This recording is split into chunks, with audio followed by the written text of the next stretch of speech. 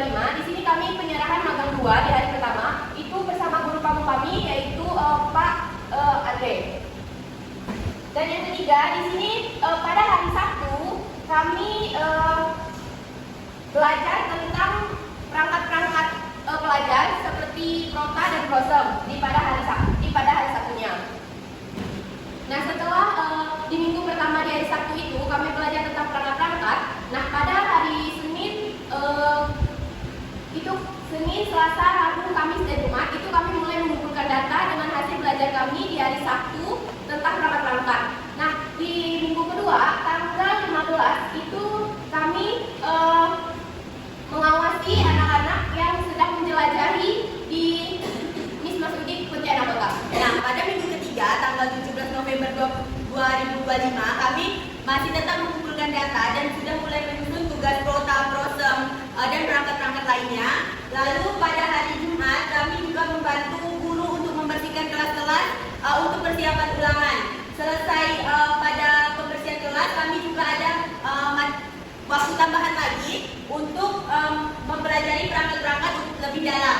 Nah, itu pada hari Jumat tanggal 21 November 2025. Pada hari Seninnya siswa itu sudah mulai ulangan. Jadi beberapa dari kami juga bergantian untuk menggantikan guru mengawasi kelas-kelas saat ulangan. Dan pada saat tanggal 1 Desember 2025 kami penarikan magang 2 didampingi dengan dosen pembimbing kami, guru pamu, dan kepala sekolah. Di sini saya akan menjelaskan mengenai macam-macam perangkat pembelajaran. Yang pertama ada kalender akademik. Kalender pendidikan merupakan pengaturan waktu untuk kegiatan pembelajaran peserta didik selama 1 tahun pembelajaran yang mencakup antara lain permulaan tahun ajar, minggu efektif, dan hari libur. Ini adalah contoh kalender akademik. Yang selanjutnya ada alokasi waktu. Alokasi waktu adalah jumlah waktu yang dibutuhkan untuk pencapaian suatu kompetensi dasar tertentu. Cara penyusunannya, yang pertama itu menentukan minggu efektif. Berkaitan dengan alokasi waktu, kegiatan pembelajaran yang ideal akan dilaksanakan dalam periode minimal 29 minggu. Yang selanjutnya adalah waktu jeda semester. Maksimal akan dilaksanakan selama 2 minggu dan 1 minggu pada periode semesternya. Yang ketiga ada terdapat waktu jeda antara di semester mana maksimal yang akan dilaksanakan selama 2 minggu antara semester 1 maupun semester selanjutnya. Dan yang keempat adalah penentuan waktu libur akhir tahun. Ini adalah contoh alokasi waktu. Yang selanjutnya ada program tahunan K13. Program tahunan merupakan program umum setiap mata pelajaran untuk setiap kelas, berisi garis-garis besar yang hendak dicapai dalam 1 tahun dan dikembangkan oleh guru mata pelajaran yang bersangkutan. Cara penyusunannya ada yaitu mendaftar kompetensi dasar, yang kedua ada mengisi jumlah pelajaran, yang ketiga menentukan topik bahasan untuk setiap kompetensi dasar, dan yang selanjutnya ada membagi habis jumlah jam pelajaran efektif dalam 1 tahun. Yang selanjutnya ini adalah contoh program tahunan K13. Nah, selanjutnya adalah program tunggal. Nah, cara penyusunan program tahunan kurikulum merdeka ini yang pertama itu mengidentifikasi data dasar, kedua menentukan capaian atau tujuan pembelajaran, kemudian mengidentifikasi materi dan pembagian ke dalam TAB, kemudian menentukan alokasi waktu. Nah, kemudian itu adalah cara penyusunan program tahunan kurikulum merdeka. Nah, yang pertama itu mengidentifikasi data dasar, kemudian menentukan capaian atau tujuan pembelajaran, kemudian mengidentifikasi materi dan pembagian ke dalam bab, kemudian menentukan alokasi waktu per bab, kemudian menentukan alokasi proyek topik belajar Pancasila. Kemudian yaitu menyusun totalnya pelajaran per tahun, kemudian melengkapinya dengan tanggal pengesahan, dan terakhir itu mencantumkan nama penanggung jawab. Nah, ini contoh program tahunan umumnya. Nah, kemudian ada program semester K13, yaitu rencana program semester merupakan penjabaran dari program tahunan. Nah, langkah-langkah penyusunan program semester ini yang pertama itu mengisi kompetensi dasar pada setiap unit berdasarkan pemetaan kompetensi dasar dan per unit yang telah disusun. Kemudian mengisi indikator sesuai dengan kompetensi dasar. Kemudian mengisi materi pokok. Kemudian mengisi jumlah jam pelajaran setiap unit berdasarkan hasil analisis alokasi waktu yang telah disusun. Dan terakhir yaitu membagi jumlah jam pembelajaran efektif dalam 1 semester. Nah, ini ada contoh program semester K13.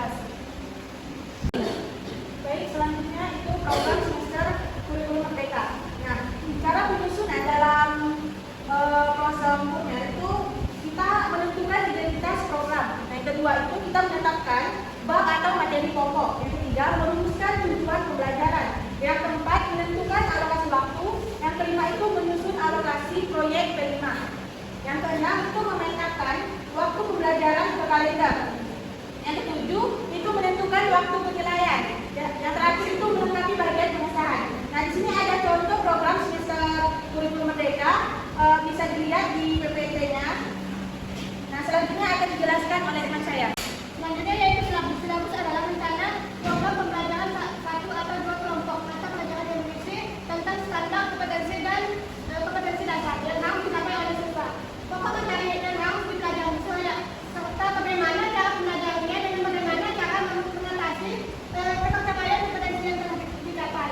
Cara penyusunannya itu yang pertama mengisi identitas silabus, yang kedua menuliskan kompetensi inti, yang ketiga menuliskan kompetensi dasar, yang keempat yaitu mengidentifikasikan materi pokok pembelajaran, yang kelima yaitu mengembangkan kegiatan pembelajaran, yang ketujuh yaitu merumuskan indikator, dan yang terakhir adalah penilaian. Ini adalah contohnya. Baiklah, yang keenam ada ATP yaitu alur tujuan pembelajaran. Pada kurikulum merdeka berfungsi sama dengan silabus sebagai acuan atau pedoman dalam merancang pembelajaran. Nah, ATP kurikulum merdeka ini berisikan susunan tujuan pembelajaran yang sistematis berdasarkan urutan pembelajaran dari awal sampai akhir pada masing-masing fase. Nah, cara penyusunan yang pertama mempelajari capaian pembelajaran, yang kedua menganalisis elemen atau komponen, yang ketiga menurunkan tujuan pembelajaran, yang keempat menyusun TP secara berurutan menjadi alur, yang kelima menentukan indikator keberhasilan, yang keenam menyesuaikan alur dengan konteks pembelajaran, yang ketujuh melakukan validasi dan revisi, yang terakhir menyusun dokumen ATP akhir. Nah, berikut merupakan contoh dari ATP.